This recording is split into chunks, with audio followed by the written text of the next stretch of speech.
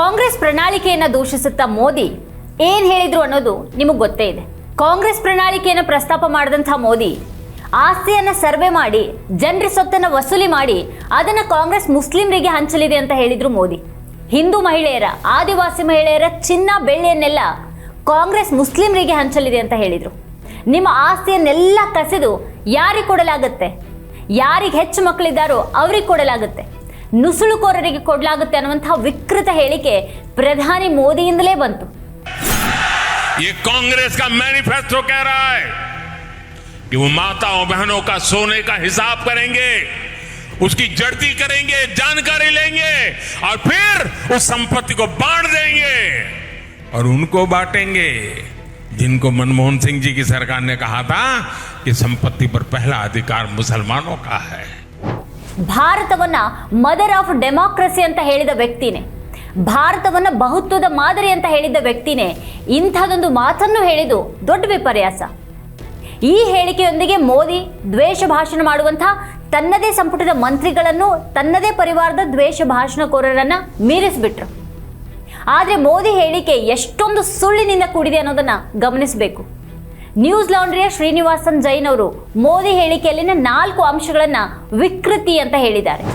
ಮೊದಲನೇದಾಗಿ ಹಿಂದೂ ಮಹಿಳೆಯರ ಚಿನ್ನ ಬೆಳ್ಳಿಯನ್ನ ಮುಸ್ಲಿಮರಿಗೆ ಹಂಚಲಾಗುತ್ತೆ ಅನ್ನುವಂತ ಹೇಳಿಕೆ. वो माताओं बहनों का सोने का हिसाब करेंगे, उसकी जड़ती करेंगे, जानकारी लेंगे और फिर उस संपत्ति को बांट देंगे. ಇನ್ನು ಎರಡನೇದು ಹೆಚ್ಚು ಮಕ್ಕಳನ್ನ ಹೆರೋರಿಗೆ ಅನ್ನುವಂತ ಹೇಳಿಕೆ.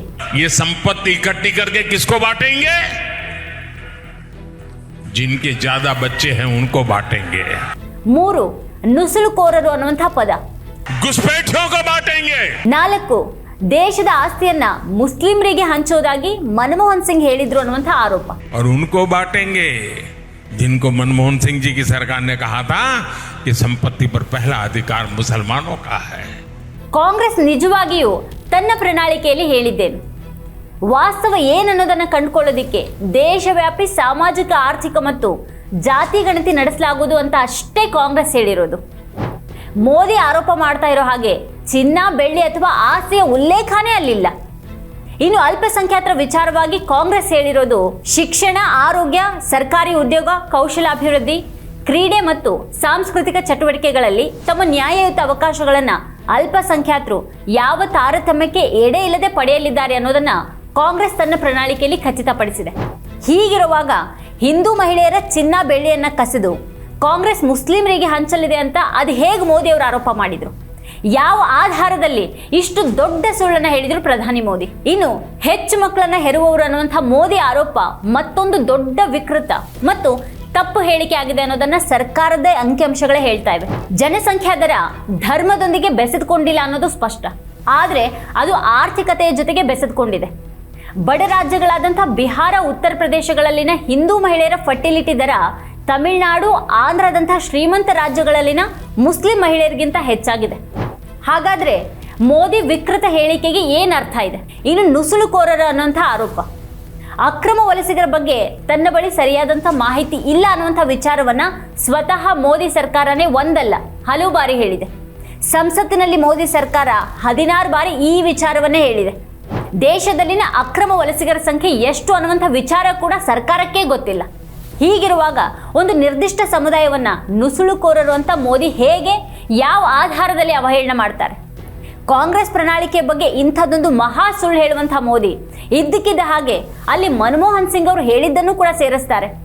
ಆದರೆ ಮನಮೋಹನ್ ಸಿಂಗ್ ಅವರು ಹೇಳಿದ್ದಾದ್ರೂ ಏನು, ಮತ್ತದು ಯಾವ ಸಂದರ್ಭದಲ್ಲಿ, ಸರ್ಕಾರದ ಆದ್ಯತೆಗಳು ಏನು ಅನ್ನೋದನ್ನ ವಿವರಿಸ್ತಾ ಅವರು SC, ST, OBC, ಅಲ್ಪಸಂಖ್ಯಾತರು, ಮಹಿಳೆಯರು ಮತ್ತು ಮಕ್ಕಳ ಕಲ್ಯಾಣದ ವಿಚಾರವನ್ನು ಕೂಡ ಪ್ರಸ್ತಾಪ ಮಾಡಿದ್ರು. ಅಲ್ಪಸಂಖ್ಯಾತರು, ಅದರಲ್ಲೂ ಮುಸ್ಲಿಮರ ಸಬಲೀಕರಣದ ಬಗ್ಗೆ ಹೇಳ್ತಾ ನಮ್ಮ ಸಂಪನ್ಮೂಲಗಳಲ್ಲಿ ಅವ್ರಿಗೆ ಮೊದಲ ಪಾಲು ಸಿಗಬೇಕು ಅಂತ ಹೇಳಿದ್ರು. ಈಗ ರಾಹುಲ್ ಗಾಂಧಿ ಹೇಳಿರೋದೇನು? ಜಾತಿ ಜನಗಣತಿ ಆಗಬೇಕು, ಅದರಿಂದ ದೇಶದ ಎಕ್ಸ್ರೇ ಸಿಕ್ಕಾಗತ್ತೆ, ಹಾಲು ನೀರು ಬೇರೆ ಬೇರೆ ಆಗಬೇಕು, OBC, SC, ST, ಆರ್ಥಿಕ ದುರ್ಬಲ ವರ್ಗ, ಅಲ್ಪಸಂಖ್ಯಾತರು ದೇಶದಲ್ಲಿ ತಮ್ಮ ನ್ಯಾಯಯುತ ಪಾಲ್ ಪಡೆಯುವಂತಾಗಬೇಕು ಅಂತ ರಾಹುಲ್ ಗಾಂಧಿ ಹೇಳಿದ್ರು. किसी को चोट लगती है तो पहला काम डॉक्टर कहता है एक्सरे कराओ. एक्सरे से सच्चाई दिख जाती है. एक्सरे के बाद डॉक्टर सही निर्णय ले सकता है. इसीलिए हमने वायदा किया है कि जैसे ही हमारी सरकार आएगी, जो हमने तेलंगाना में किया, जाति जनगणना को हम पूरे देश में इंप्लीमेंट कर देंगे।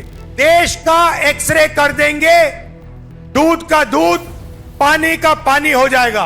पिछड़े वर्ग को, दलितों को, आदिवासियों को, गरीब जनरल कास्ट के लोगों को, माइनॉरिटीज को पता लग जाएगा कि इस देश में उनकी भागीदारी कितनी है। ಆದ್ರೆ ರಾಹುಲ್ ಮಾತಿನಲ್ಲಿ ಎಲ್ಲೂ ಕೂಡ ಆಸ್ತಿ ಮರುಹಂಚಿಕೆ ಮಾತು ಇಲ್ವೇ ಇಲ್ಲ. ಹಾಗ ಅರ್ಥ ಬರೋ ಹಾಗೆಯೂ ಕೂಡ ಅವರು ಯಾವುದೇ ಒಂದು ಹೇಳಿಕೆಯನ್ನು ಕೂಡ ನೀಡಿಲ್ಲ. ಇಷ್ಟಾದ ಮೇಲೂ ಸತ್ಯ ಹೀಗಿರುವಾಗಲೂ ಮೋದಿ ಮಾತ್ರ ಅದೇ ಮೊಂಡುತನ ಭಂಡುತನವನ್ನು ಮುಂದುವರಿಸಿದ್ದಾರೆ. ಕಾಂಗ್ರೆಸ್ನದ್ದು ತುಷ್ಟೀಕರಣ ರಾಜಕೀಯ ಅನ್ನುವಂಥ ಅವರ ಆರೋಪ ಮುಂದುವರೆದಿದೆ. ಮೋದಿ ಭಾಷಣದ ವಿರುದ್ಧ ದೂರುಗಳ ರಾಶಿನೇ ಇದೆ. ಆದರೆ ಸುಳ್ಳು ಹೇಳುವವರ ವಿರುದ್ಧ ಕಠಿಣ ಕ್ರಮ ಅಂತ ಹೇಳಿದ್ದ ಚುನಾವಣಾ ಆಯೋಗ ಏನೂ ಮಾಡದೆ ಕುಳಿತುಕೊಂಡಿದೆ.